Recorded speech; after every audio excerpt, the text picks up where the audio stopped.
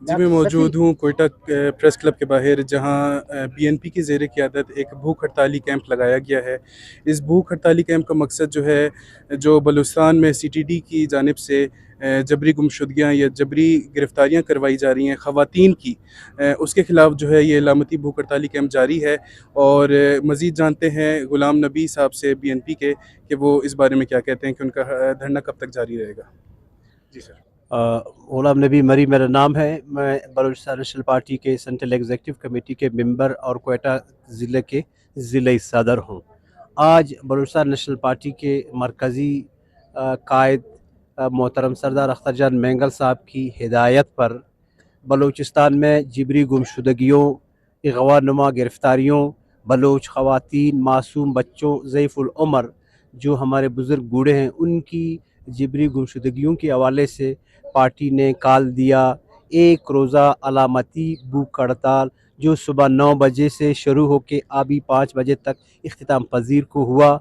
आज हमारा बुनियादी मकसद ये था कि बलूचिस्तान पहले ही से ऐसे मसाइल से दो चार हैं गुज़र कई अशरों से, लेकिन ये चंद अयाम में आपने देखा होगा कि 3 फरवरी से रहीम ज़हरी उनकी एहलिया रशीदा बलोच को लापता किया गया, फिर उसको गिरफ़्तार करके उसको रिहा किया गया। पार्टी ने तो इसीलिए एक दिन की अलामती भूख हड़ताल की सियासी हवाले से और आइंदा का लाएअमल के लिए पार्टी ने अभी भी वहाँ पे जो न्यूज़ कॉन्फ्रेंस से मरकज़ी कायदीन खिताब कर रहे थे, उन्होंने यही कहा कि हम देख रहे हैं, क्योंकि वफा की तरफ से भी वफाकी सतह पे एक वक्त शहबाज शरीफ ने मैंने उसमें उनका इरादा है कि आज कल में मैं भेज दूँगा यहाँ पे एक वक्त।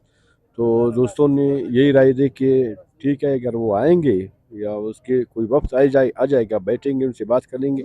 ये जो मौजूदा इश्यूज़ है जो दिन ब दिन बढ़ते जा रहे हैं, कम नहीं हो रहे हैं, इसके हवाले से अगर कोई ऐसा ख़ास इनके बारे में अगर तवक्को या उम्मीद थी।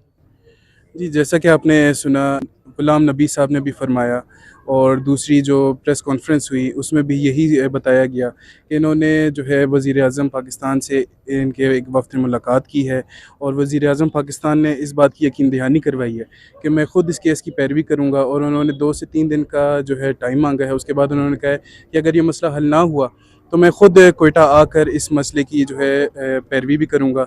इसके बाद इन्होंने जो है भूख हड़ताली कैंप से उठकर रेड ज़ोन के अंदर जो माहिल बलोच की फ़ैमिली बैठी हुई है, अपनी माहिल बलोच की बाज़ियाबी के मुतालबे के साथ उनके साथ आकर ये इज़हार यकजहती भी किया। और इनका अब यही कहना है कि अगर 2 से 3 दिन के अंदर हमारा मसला कोई हल ना हुआ तो हम इस धरने को मज़ीद वसअत भी देंगे और आइंदा का लाहे अमल भी बताएँगे। रिपोर्टर मोहम्मद बिलाल, वश न्यूज़, कोयटा।